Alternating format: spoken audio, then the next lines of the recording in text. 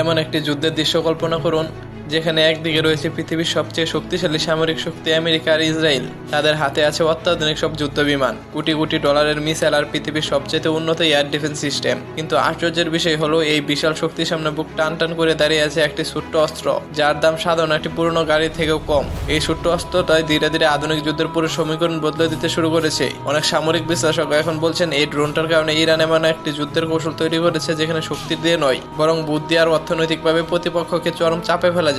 কোটি ডলারের মিসাইল দিয়ে যে ড্রোনটাকে থামাতে হয়, সেই ড্রোনের দাম যদি হয় মাত্র কয়েক হাজার ডলার, তবে যুদ্ধের হিসাবটা কতটা পাল্টে যেতে পারে তা সহজেই কল্পনা করা যায়। আর এই রহস্যের কেন্দ্রে আছে ইরানের এক অদ্ভুত অস্ত্র, যার নাম শাহেদ 136 বা কামিকাজে ড্রোন বা সুসাইড ড্রোনও বলা হয়ে থাকে। প্রথম দেখে এই ড্রোনটাকে খুব সাধারণ মনে হতে পারে, না আছে কোনো বিশাল যুদ্ধ বিমানের মতো গ্ল্যামার, না আছে কোনো ভয়ঙ্কর ব্যালিস্টিক মিসাইলের মতো বিশাল আকৃতি। কিন্তু বাস্তবতা হলো এই ছোট্ট যন্ত্র তাই কয়েক বছর ধরে আধুনিক যুদ্ধের দামটাই নীরবে বদলে দিতে শুরু করেছে। এতদিন সারা বিশ্ব ভাবত যার অস্ত্র যত উন্নত আর দামি, যুদ্ধক্ষেত্রেও তার আধিপত্য তত বেশি। কিন্তু শাহেদ 136 যেন সেই ধারণাটাকে বুড়ো আঙ্গুল দেখাচ্ছে। একটু হিসাব করে দেখুন, আমেরিকার বিখ্যাত টমাহক ক্রুজ মিসাইলের দাম কয়েক মিলিয়ন ডলার, রাশিয়ার উন্নত মিসাইলগুলোর দাম মিলিয়ন ডলারের কাছাকাছি, এমনকি ইরানের নিজস্ব ব্যালিস্টিক মিসাইলগুলোর দামও লাখ লাখ ডলার। কিন্তু এইসব কিছুর মাঝখানে হাজির হয় এমন এক ড্রোন যার দাম মাত্র 20,000 থেকে 30,000 ডলারের মতো, যা অনেক সময় একটি সাধারণ পুরনো এসইউভি গাড়ির দামের চেয়েতেও কম। এই ড্রোন সাধারণ মিসাইলের মতো সরাসরি লক্ষ্যবস্তুতে গিয়ে আঘাত করে না, বরং এটি শিকারী পাখির মতো অনেক সময় ধরে টার্গেটের উপর আকাশে ঘুরতে থাকে। কিছু লক্ষ্যবস্তু এমন থাকে যেগুলো সবসময় দেখা যায় না বা অল্প সময়ের জন্য সামনে আসে। এই ড্রোনটি ঘন্টার পর ঘন্টা আকাশে উড়ে সঠিক মুহূর্তের জন্য অপেক্ষা করে, আর যখন সেই মুখ্যম সময় আসে তখন এটি বাজ পাখির মতো তীব্র গতিতে নিচের দিকে ঝাঁপিয়ে পড়ে, বিস্ফোরণের সাথে সাথে টার্গেটটাকে ধ্বংস করে দেয় এবং নিজেও আত্মঘাতী হয়ে শেষ হয়ে যায়। এই কারণে একে বলা হয় সুসাইড ড্রোন। এই ড্রোনটার আরেকটা অদ্ভুত বৈশিষ্ট্য হলো এর শব্দ।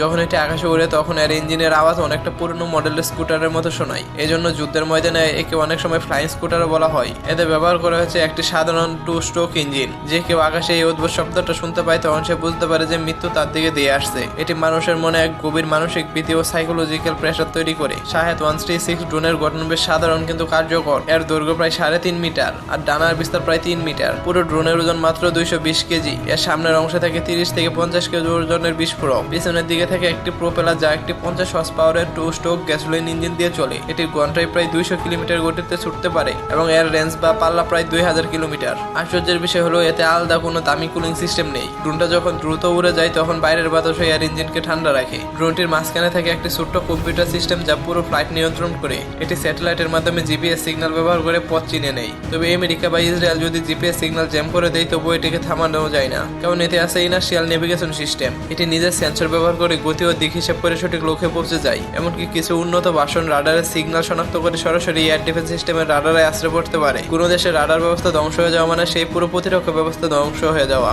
এই ড্রোনগুলো কোনো বিশাল রানওয়ে থেকে উড়ে না, এগুলো একটি বিশেষ ট্রেকের উপর থেকে লঞ্চ করা হয়। ট্রেকের উপর রেলের মতো একটি কাঠামো থাকে যেখানে ড্রোনটিকে বসানো হয়। প্রথমে একটি ছোট্ট রকেট বুস্টার ড্রোনটিকে ধাক্কা দিয়ে আকাশে তুলে দেয়। আকাশপথের উচ্চতায় পৌঁছে গেলে ড্রোনের মূল ইঞ্জিন চালু হয় এবং বুস্টারটি খসে পড়ে যায়। সবচেয়ে ভয়ের ব্যাপার হলো এগুলো কখনো একা আসে না। ইরান সাধারণত এগুলোকে স্ট্রম বা জাক হিসেবে পাঠায়। একসাথে 20টি, 50টি বা 100টি ড্রোন আকাশে উড়ানো হয়। যখন শত শত সস্তা ড্রোন একসাথে কোনো শহরের দিকে দিয়ে আসে তখন পৃথিবীর সবচাইতে উন্নত এয়ার ডিফেন্স সিস্টেমও হিমশিম খেয়ে যায়। একটি শাহেদ ড্রোনের দাম মাত্র 20,000 ডলার। কিন্তু এই ড্রোনটিকে আকাশপথে ধ্বংস করতে ইসরায়েল বা আমেরিকাকে যে ইন্টারসেপ্টর মিসাইল ছুটতে হয় তার এক একটির দাম লাখ লাখ ডলার। যেমন ইসরায়েলের আয়রন ডোম সিস্টেমে ব্যবহৃত এক একটি তামিল মিসাইলের দাম 50,000 ডলারের বেশি। আমেরিকার পেট্রিয়ট মিসাইলের দাম তো কয়েক মিলিয়ন ডলার। সহজ কথা, একটি সস্তা ড্রোন ঠেকাতে প্রতিপক্ষকে কয়েকশো গুণ বেশি টাকা খরচ করতে হচ্ছে। এভাবে লড়তে লড়তে একসময় প্রতিপক্ষের মিসাইলের মজুদ শেষ হয়ে যায় এবং তারা আর্থিকভাবে পঙ্গু হতে শুরু করে। এটি হলো ইরানের সস্তা ড্রোনের আসল রণকৌশল। সামরিক বিশেষজ্ঞরা মনে করেন শাহেদ 136 একটি ড্রোন নয়, বরং এটি আধুনিক যুদ্ধের এক নতুন বাস্তবায়ন প্রতীক। এমন এক বাস্তবতা যেখানে কোটি কোটি ডলারের দামি অস্ত্রের দাম কমে যাচ্ছে মাত্র কয়েক হাজার ডলারের সস্তা যন্ত্রের কাছে। বর্তমানে আমেরিকা এবং ইসরায়েল তাদের ইন্টারসেপ্টর মিসাইলের ঘাটতি নিয়ে চিন্তিত,